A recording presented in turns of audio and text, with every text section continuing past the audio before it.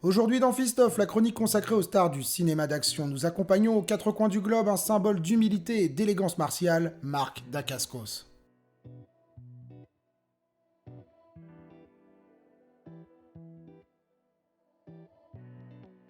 Marc Dacascos est un acteur et artiste martial américain né le 26 février 1964 à Honolulu, capitale de l'État d'Hawaï. Il y vit avec ses grands-parents jusqu'à l'âge de 6 ans avant d'entamer sa vie de globe-trotter. Colorado, Allemagne, Taïwan, avant sa majorité, il a foulé du pied 3 continents. Mais revenons aux origines du mythe. Marc Dacascos n'est pas tombé dans la marmite à bourre-pif. Il a été fortement invité par ses parents à y plonger pour ne pas dire forcé. Prenons le temps de remercier Al Dacascos et Malia Bernal. Sans eux, pas de Queen Freeman, pas de Butterfly Kick, pas de légende à écrire. Petit aparté sur les parents. Al et Malia ne sont pas des combattants de seconde zone, oh que non. Le père de Marc est un artiste martial complet et un professeur reconnu au-delà des frontières d'Hawaï en Kaju Kenbo. Il crée même son propre style, le Wunop Kwendo, une version street cred à base de doigts dans les yeux et coups directs à la glotte. Dans la famille Dacascos, on ne plaisante pas avec la bagarre. Pour preuve, le père est monté sur le ring avec Bill Wallace, Howard Jackson ou encore Steve Sanders. Quant à Malia Bernal, la belle-mère de Marc, c'est la première compétitrice aux USA. C'est aussi la première femme à faire la couverture du magazine Black Belt au début des 70s. Excusez du peu, et elle est restée dans le top 5 plusieurs années. L'amour des arts martiaux et ce goût de l'entraînement et de l'apprentissage si présent chez Marc Dacascos lui viennent directement de ses parents. Il s'initie dès l'âge de 4 ans aux arts martiaux, remporte son premier tournoi à 9 ans et participe durant 11 ans à diverses compétitions. Pourtant, il se prend sa première baffe martiale à 11 ans en regardant le trailer de Hunter the Dragon. Puis à 17 ans, le cinéma le met à nouveau KO. Cette fois-ci, Jet Li s'en charge avec Shaolin Temple.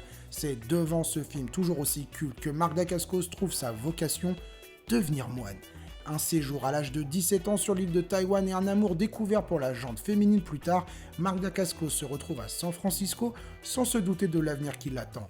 C'est en Californie que le destin de Marc Dacascos le rattrape. 2 chercheurs de tête lui proposent de jouer dans le prochain film du réalisateur Wayne Wang, Le Club de la Chance, qui sortira en 1993. Malheureusement, la seule scène de Marc, une scène de baiser avec Joa Chen, est coupée au montage. Pas grave, Marc Dacascos a trouvé ce qu'il veut faire et pour se réaliser, il prend des cours d'art dramatique. Ses véritables débuts se font discrets aux côtés d'Olivier Gruner dans Angel Town en 1990. La chance lui sourit véritablement 2 ans plus tard. Marc Dacascos s'enfile un rôle qui lui collera à la peau à l'avenir, celui du méchant, dans American Samurai, réalisé par Sam Firstenberg, réalisateur de American Ninja 1 et 2. C'est pourtant son film suivant qui lance définitivement sa carrière. Only the Strong, sa capoeira et cette chanson aux paroles entêtantes. Banana way, banana, braque tous les projecteurs sur cet acteur aux capacités martiales détonnantes. Ce film, je l'aime d'amour. Et là, c'est le drame. Un cataclysme cinématographique s'abat sur les fans de jeux vidéo, l'adaptation live de Double Dragon, une bouse sur pellicule dont le seul intérêt serait Alyssa Milano, mais non. Puis après une énième suite de Kickboxer plus tard qui souille l'âme et pique les yeux, Christophe Gans tend la main à Marc Dacascos. Le réal français lui offre le rôle principal, que dis-je, le rôle d'une vie, dans Queen Freeman de 1995. Un film live-action basé sur le manga du même nom. Et quelle baffe! C'est à mes yeux la meilleure adaptation de manga ever. Oui monsieur, c'est non négociable. Quel rôle, quelle interprétation, quelle mise en scène. Et cette ambiance dont Christophe Gans a le secret. Et ses chorégraphies à la fois élégante et violente, tout est parfait. Julie Condra, qui interprète Emu Ohara dans le film, finira par épouser Marc Dacascos en 1998, avec qui elle aura 3 enfants. Drive, qui sort en 1997, prouve une fois de plus les talents de Marc Dacascos pour déboîter des mâchoires. Ce film réalisé par Steve Wang. Si je vous dis Guyver et Guyver Dark Hero, et chorégraphié par Koichi Sakamoto. Tu kiffes les Power Rangers ? Tu kiffes ce mec. Est un bonbon doux amer, une pépite considérée par les puristes comme l'un des meilleurs films d'arts martiaux made in USA des années 90.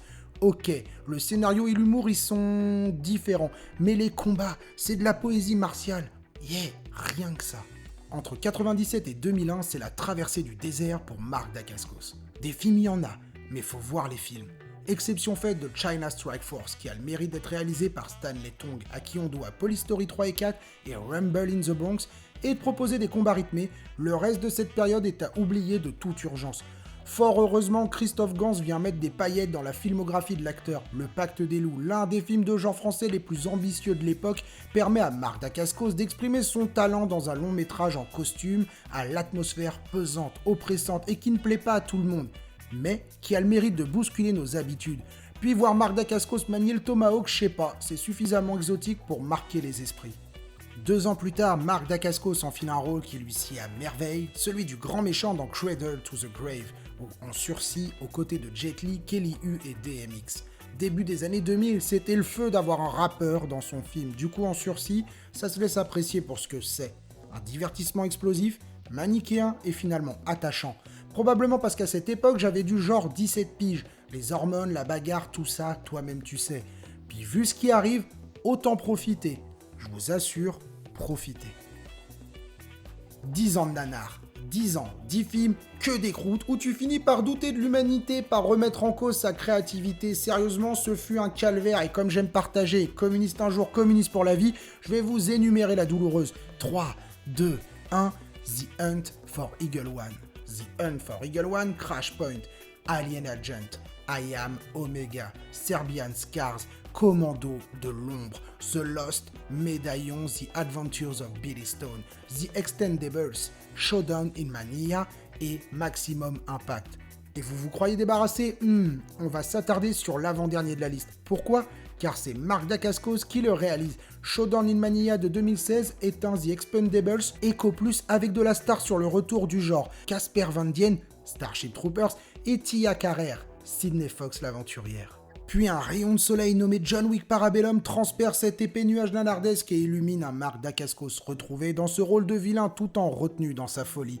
Et là je dis oui, le monde dit oui, John Wick 3 dans lequel Marc Dacascos ne devait faire à l'origine qu'un caméo sort en 2019 et booste la carrière de l'acteur qui prend plaisir à se déchaîner et nous à le voir s'éclater. Le chorégraphe dans un film d'action de ce genre a un rôle crucial tout comme votre opposant et avoir Keanu Reeves comme adversaire est un rêve devenu réalité. La même année, le réalisateur Vic Kausayananda dirige le natif d'Honolulu dans The Driver, un film de zombies à l'esthétique léchée et au ton presque nihiliste qui, à défaut de renouveler le genre, se permet quelques embardées créatives. L'année suivante, le duo se reforme, et je n'ai qu'une chose à dire, merci. One Night in Bangkok est une sorte de dommage collatéral à la taille, une virée froide et touchante dans les rues de Bangkok. Marc Dacascos y joue un tueur froid, méthodique, d'où se dégage une douceur et une empathie rares qui personnellement m'a ému. Qu'on soit sensible ou non à son jeu d'acteur est une chose, mais il est tout bonnement impossible de ne pas lui reconnaître un talent certain pour la baston. Marc Dacascos maîtrise pas moins de 8 arts martiaux différents dont le Kajukenbo, le Wunop Kendo, le Kung Fu Wushu, la Capoeira qu'il débute à 27 ans mais aussi la gymnastique. Tout cela est bien plus au service d'un cinéma d'action généreux et élégant, car au-delà de son humilité qui force le respect, Marc Dacascos est un acharné capable de passer 2 ans de sa vie à comprendre un mouvement réalisé dans les années 80 par un membre de l'équipe de Wushu de Pékin afin de le reproduire. Telle est l'histoire du Butterfly Kick, son signature move que vous pouvez admirer dans Crying Freeman.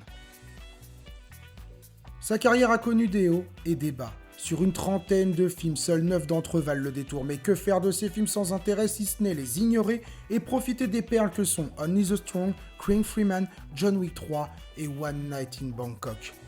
Et n'oubliez pas, si le ring est un espace fini, la baston, elle, est infinie.